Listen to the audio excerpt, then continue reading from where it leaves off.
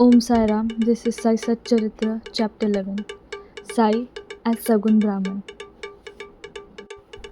There are two aspects of God or the Brahman, the invisible Nirgun and the visible Sagun. The Nirgun is formless while the Sagun has a form, and both denote the same Brahman.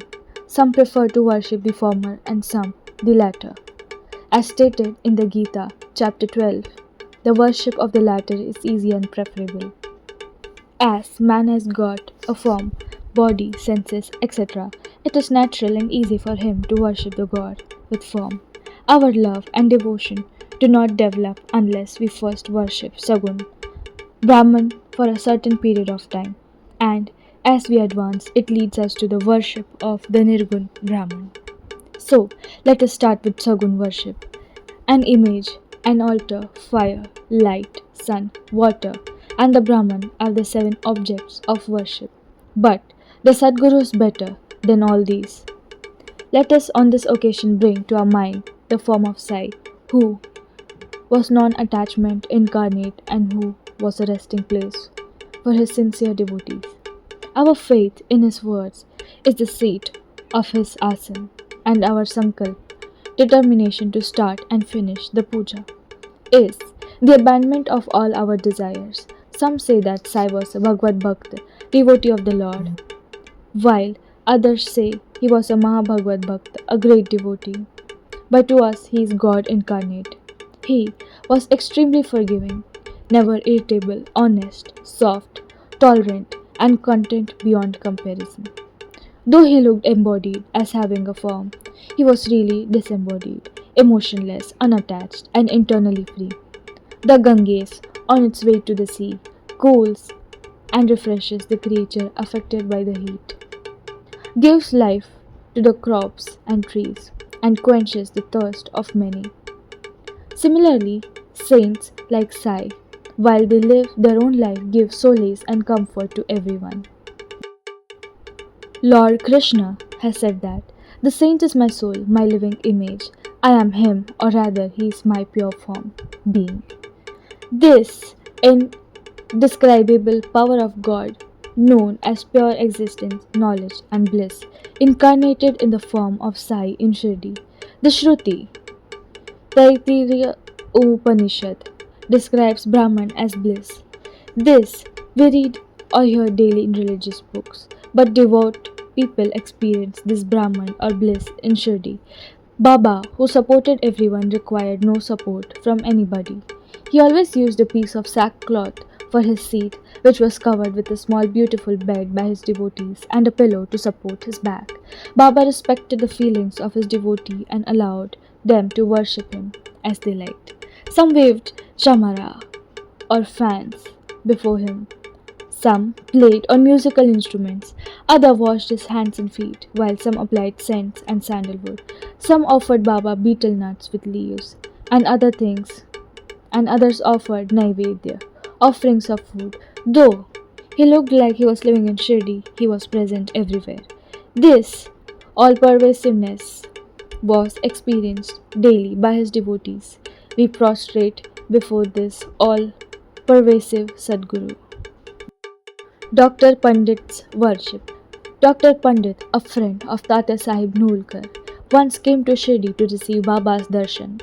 After going before Baba, he stayed in the masjid for some time.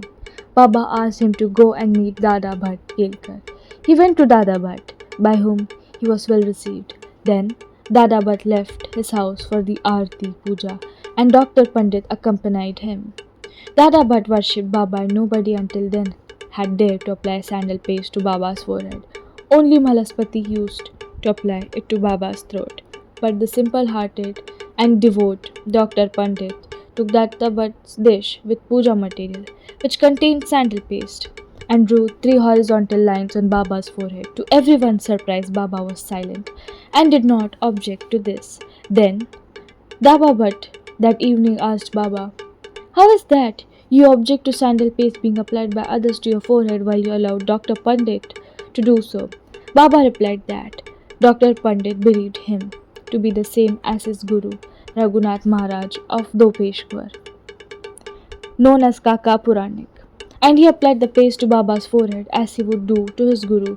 Hence, Baba could not object. On enquiry, Dr. Pandit told Dada Bhatt that he indeed took Baba to be his guru, Kaka Puranik, and hence he had drawn the lines on Baba's forehead.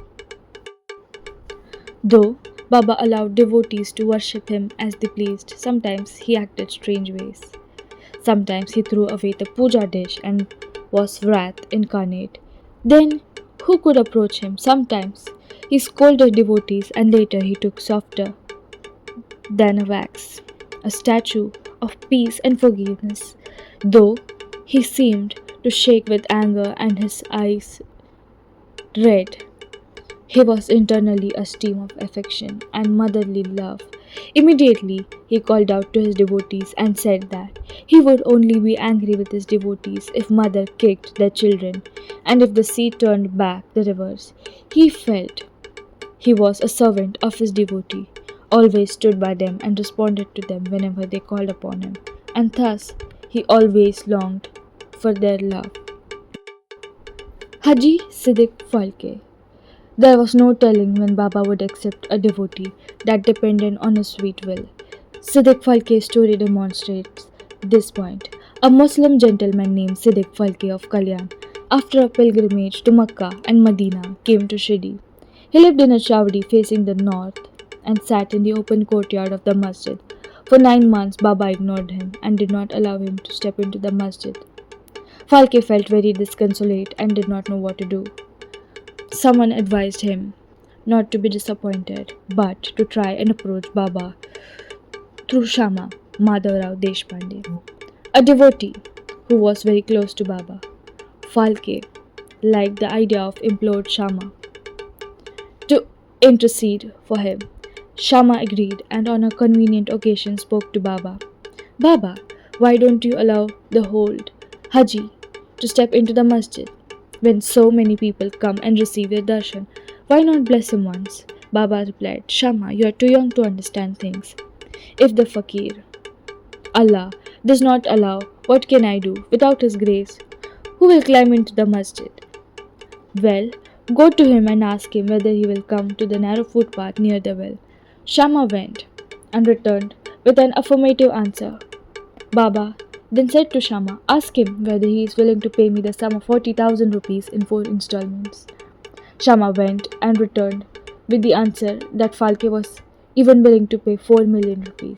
And then Baba said to Shama, we are going to butcher a goat in the masjid, so ask him whether he would like to have mutton, the haunch or the testicles of the goat. Shama returned with the answer that the Haji would be happy to receive a small crumb of Baba's pot. Hearing this, Baba got very angry and approached the Haji and said, why do you brag, fancy yourself great, and then pose as an old Haji? Is this the way you read Quran? You are proud of your pilgrimage to Makkah, but you do not know me. Being thus scolded, the Haji was confounded. Baba then went back to masjid, purchased a few baskets of mangoes and sent them to the Haji. Then Baba again went to the Haji, took 55 rupees from his pocket and gave it to the Haji.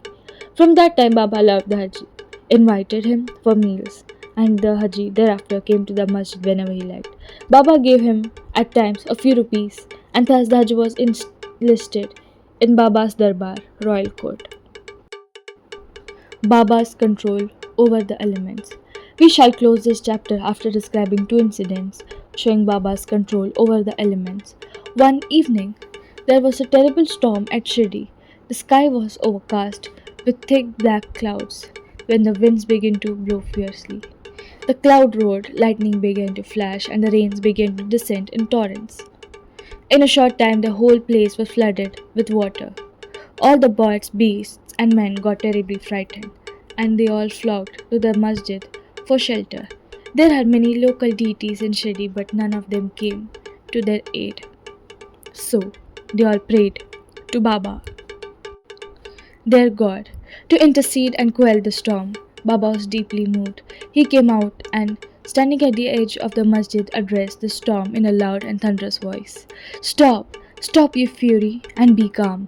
In a few minutes, the rain subsided. The wind ceased to blow and the storm came to a halt. Then the moon rose in the sky and the people went back home relieved. On another occasion, at noon, the fire in the Duni, the fire Baba kept burning all day, began to burn brightly, and its flames were seen to be reaching the rafters above. The people who were sitting in the masjid did not know what to do. They dared not ask Baba to pour water or do anything to quench the flames, but Baba soon came to realize what was happening. He took his satka, short stick, and dashed it against a pillar in front of him, saying, "Get down, be calm." With each stroke of the satka, the flames began to burn less fiercely, and in a few minutes, the Duni became calm and normal. This is our Sai, an incarnation of God. He will bless any man who prostrates and surrenders before him. He who reads the stories of this chapter daily with faith and devotion will soon be free from all calamities.